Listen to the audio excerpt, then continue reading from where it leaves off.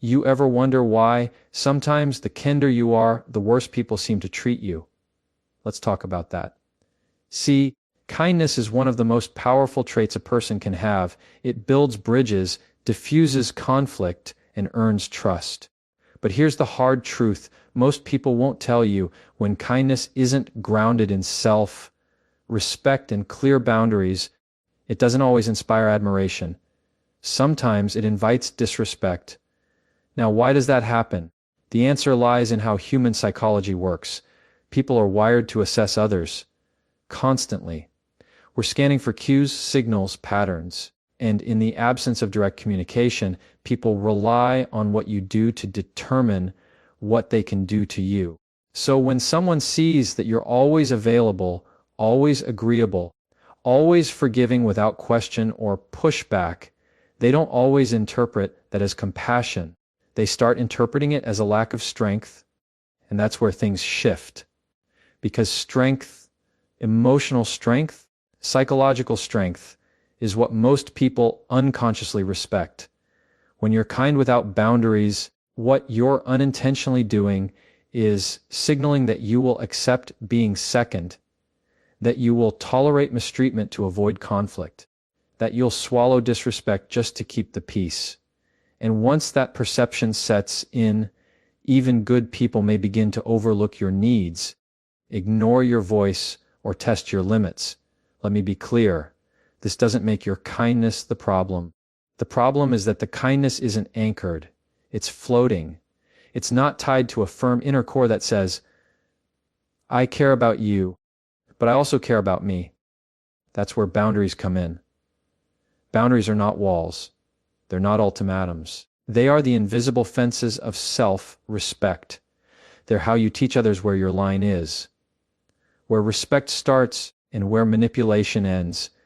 Without them, your kindness becomes a tool others can use against you. With them, your kindness becomes a gift people feel honored to receive. Let's make it practical. Think about the person who's constantly saying yes to every request, every demand, every ask. Whether at work, in a relationship, or with family, over time what happens? People start expecting that yes, they stop appreciating it.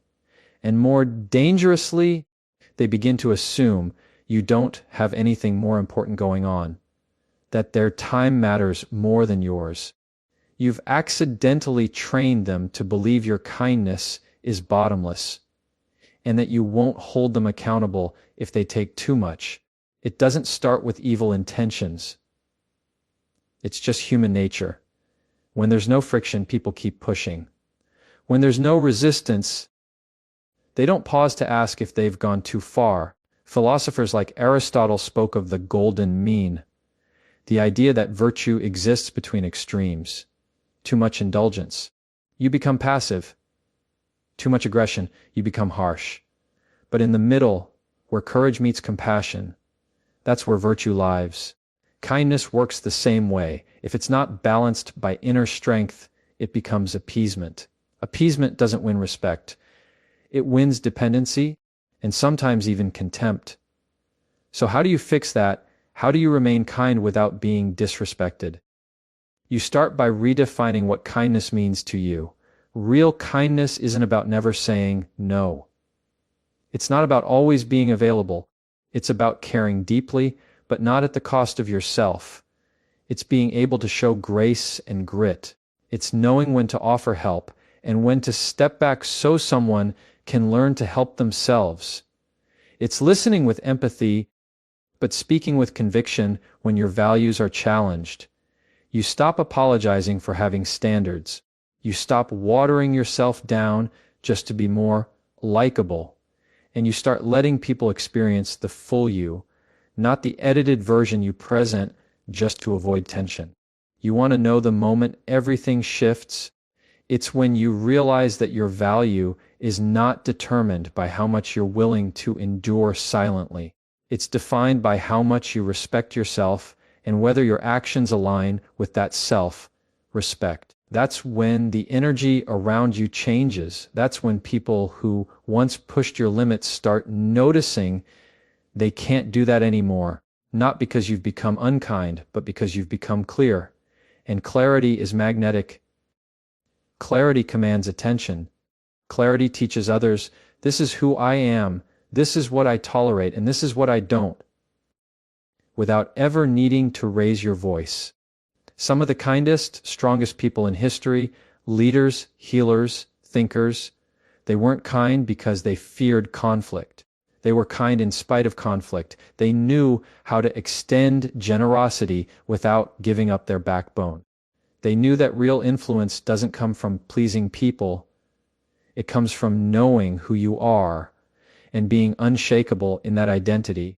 So the next time someone tells you, you're too nice, don't just take that as a compliment. Ask yourself, am I being nice at my own expense? Is my kindness coming from strength or from fear? Because if it's coming from fear, from the desire to be liked, from the hope that people won't reject you, then that's not kindness. That's self-abandonment in disguise, and eventually people start to notice. Not consciously, not maliciously, but they do. And the respect starts to fade. But when your kindness is rooted in strength, when it comes with boundaries, clarity, and unwavering self-respect, then it becomes undeniable. Then people don't just like you, they respect you. And when people respect you, they treat you differently. They think twice before crossing a line. They show up with more care, more attention, more integrity. Because they know you value yourself, and people can only meet you at the level you've met yourself. So don't stop being kind. Just stop letting your kindness come at the cost of your dignity. Let your kindness be a strength, not a signal that you'll tolerate anything. Let it be a standard, not a sacrifice. Let it be rooted, not reactive. There's this common belief floating around that if you're just nice enough, if you go out of your way for people, show up for them, never say no, they'll value you more. That being endlessly agreeable will somehow earn you love, loyalty, and respect. But I've got to be real with you, it usually doesn't work that way. In fact, more often than not, it backfires, because people-pleasing, though it may wear the costume of kindness, isn't actually rooted in strength. It's rooted in fear, and fear never commands respect. Fear seeks permission. Fear performs. It adapts. It compromises core needs in exchange for temporary approval. And over time, people start to sense that. You see, when you're constantly trying to please everyone, you're actually sending a subtle but powerful message. My value is based on your reaction to me. My peace depends on whether or not you approve of me. My boundaries are flexible if it means I get to avoid tension. That kind of energy doesn't inspire trust. It doesn't create healthy dynamics. What it does is make people feel like they can take from you without limit. It's not that people consciously want to disrespect you. It's just that when you constantly prioritize others at the expense of yourself, you're teaching them that your needs come last. And here's the psychological depth of it. Humans, by nature, are driven by consistency. We treat people based on how they treat themselves. So if you treat your own time, voice, or energy as disposable, guess what? So will everyone else. I'm not saying you shouldn't help people. I'm not saying you should become cold or rigid. What I'm saying is that there's a major difference between kindness and self-erasure. When every decision you make is filtered through the question, will they still like me if I do this? You're not being generous. You're being held hostage by your own need to be accepted, and that's where the disrespect begins. People start canceling plans on you last minute, and you act like it's no big deal. They speak to you in ways they wouldn't tolerate themselves, and you brush it off. You're always available, always giving, always the one adjusting, and they stop seeing your effort as a gift. It becomes the expectation, the baseline. And when that becomes the baseline, anything less than your full sacrifice feels like neglect to them. Now here's the philosophical piece. The great thinkers, whether it's the Stoics or modern psychologists, They all touch on this same idea. You cannot find fulfillment in life if you're constantly living for other people's expectations. Living in fear of disappointing someone else is a quiet form of self-betrayal. It chips away at your identity one yes at a time. You start to lose your own voice in the noise of pleasing others. You say yes when your soul is screaming no. You show up for everyone, but start resenting it because deep down you know you're never doing it from fullness. You're doing it from fear of rejection, fear of conflict, fear of being seen as difficult. And that's the trap, because the more you do it, the more invisible you become. People respect those who are clear, not cruel, not controlling, clear. People who know what they're about. People who can say, I care about you, but this doesn't work for me, and not flinch. That level of self-possession, that calm inner boundary, it's magnetic. It's not loud. It's not defensive. It just is. And people instinctively lean in to respect it, even if they don't always like it. But when you're constantly contorting yourself to be palatable, you're erasing your own edge. You become smooth, unthreatening, agreeable, and unfortunately forgettable. Because the truth is, people remember strength, not dominance. Authentic strength, the kind that says, I'm willing to be misunderstood rather than misrepresent myself. Let's break this down with a real-world example. Think of a friend who's always there for everyone, always dropping what they're doing to help, but they never speak up when someone crosses the line. They never push back when they're disrespected. Over time, what happens? People start assuming they'll always be there, and the friend who's constantly giving starts feeling invisible, drained, resentful, not because people are inherently cruel, but because there were no boundaries to guide the relationship. And without boundaries, kindness becomes currency people feel entitled to. Now imagine that same friend starts shifting, still kind, still generous, but now they pause before saying yes. Now they voice when something doesn't feel right. Now they stop over-explaining their decisions.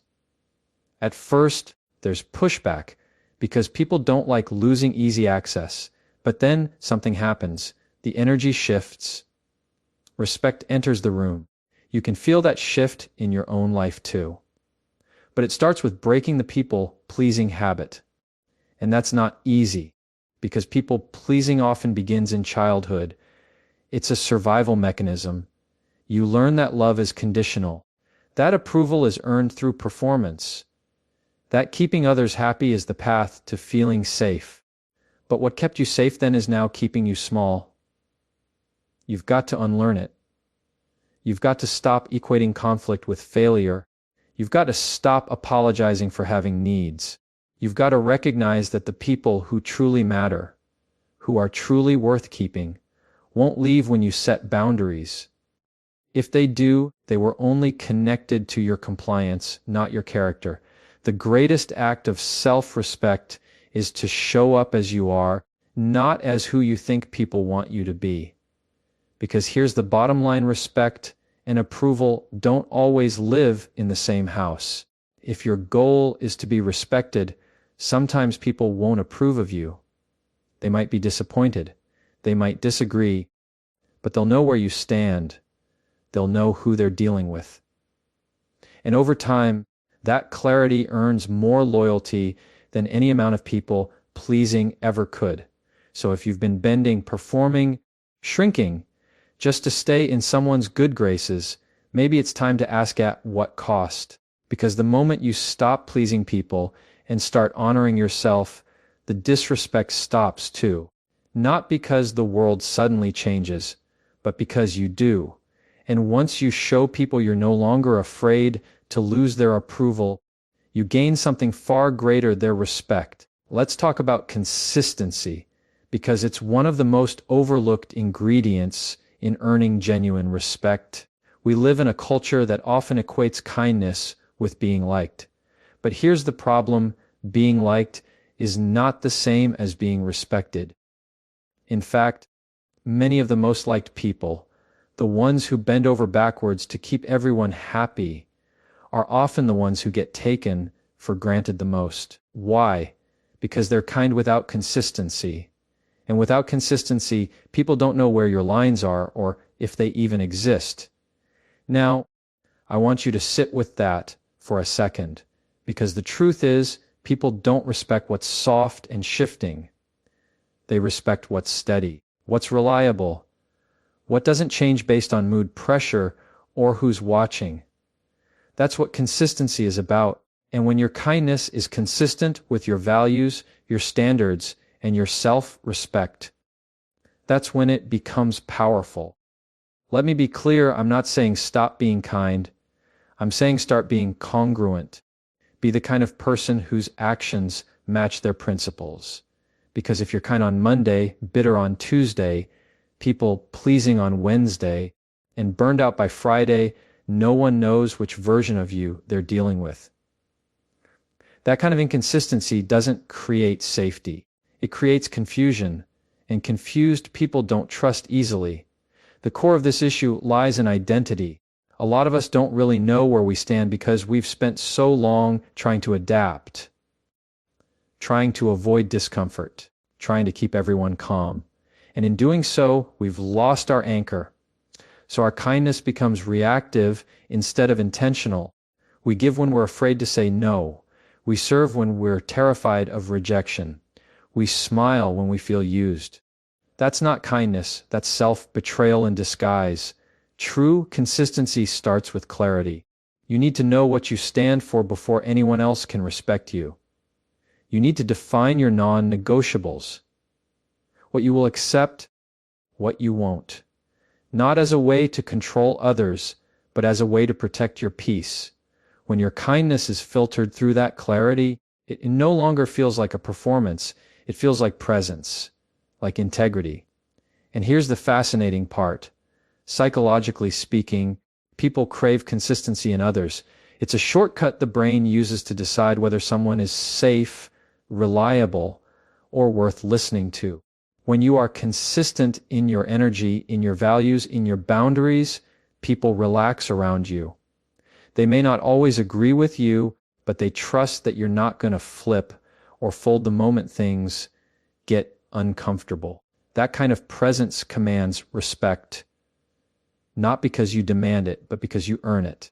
Now contrast that with someone who's only kind when it's easy, only agreeable when they're in a good mood, only generous when there's applause on the other side of it. That's not strength, it's strategy. And people can feel that. They may not call it out, but they sense the lack of integrity, and that lack of integrity erodes respect one moment at a time. This is especially important when you're dealing with people who are used to manipulating or pushing boundaries. If your kindness isn't backed by consistency, they'll test you, they'll push. And if they see you waver, say one thing but do another, they'll know they can keep doing it. But when your yes means yes, and your no means no, when you show up with the same energy, whether you're praised or criticized, those people start to back off. Not because they suddenly became better, but because you stopped being easy to manipulate. Let's take it a layer deeper. Philosophers like Immanuel Kant talked about acting from a place of duty, not for reward, not for approval, but because it aligns with your principles. That's what consistency really is. It's not about being rigid. It's about knowing that your internal compass doesn't shift just because the external environment gets loud. It's about doing what's right, even if no one claps for you. And that's what separates performative kindness from principled kindness. So let me ask you, are you kind because it's who you are? Or are you kind because it keeps the peace? If it's the second, you're setting yourself up to be overlooked, misunderstood, or even mistreated. Because the moment your kindness is tied to conditions, to outcomes, to approval, you become inconsistent, and inconsistency is the beginning of distrust. Think about leadership for a second. The best leaders in any space, whether it's parenting, politics, business, or relationships, They don't earn respect because they're the nicest. They earn it because people know what to expect from them. Their tone, their feedback, their decisions, these things don't fluctuate with every emotion or external shift. There's a groundedness to them, a steadiness. And it's that steadiness that people lean into. You can be kind and firm, compassionate and clear. It's not a contradiction, it's the balance. And here's the beautiful part: when you build that kind of internal consistency, your kindness becomes more impactful, not less. People begin to trust it. They begin to feel safe around it. They know that when you show up, it's real. It's not performative. It's not transactional. It's rooted. And rooted things don't get uprooted easily. You stop over-explaining. You stop over-giving. You stop apologizing for having standards. You begin to walk differently. Not louder, not harsher, just firmer. And when that shift happens, people notice. Not because you became someone else, but because you finally stopped abandoning yourself to be liked. So if you're wondering why your kindness hasn't earned you the respect you deserve, don't look at the kindness itself. Look at how consistent you've been in expressing it through your values. Look at whether people know where your lines are. Look at whether your kindness is coming from fear or from strength, because ultimately, consistency is the language of integrity, and integrity is the foundation of real respect. Kindness may open the door, but consistency is what keeps people from slamming it shut. And when you combine both, kindness with conviction, generosity with groundedness, you stop being someone people can walk over. You become someone they listen to, someone they trust, someone they respect. Here's a truth most people don't want to face. You teach people how to treat you, not with your words, not with your intentions, but with your patterns. With what you allow, with what you reinforce, and especially with what you let slide under the disguise of kindness. Every single interaction you have is a silent lesson. It's either teaching others that you have self-respect, or that you'll trade your self-worth for peace, for validation, or for proximity. That's a hard pill to swallow, but it's also one of the most empowering realizations you can come to. Because it means you have the power to change it. Let's dig into this. We all know people who seem to attract disrespect, who constantly feel overlooked, used, or dismissed. And it's easy to blame others. They're toxic. They're selfish. They don't care. And sometimes that's true. But often, it's not just about them. It's about what we've communicated through our behavior.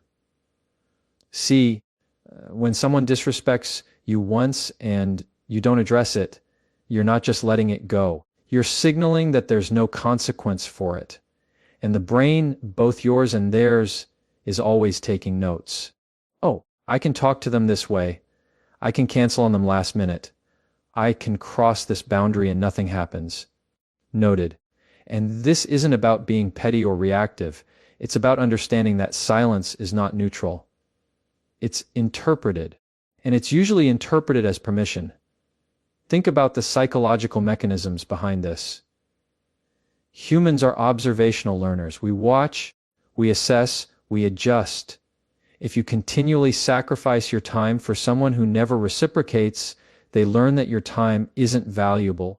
If you constantly forgive without even a conversation, they learn that consequences don't exist in your world.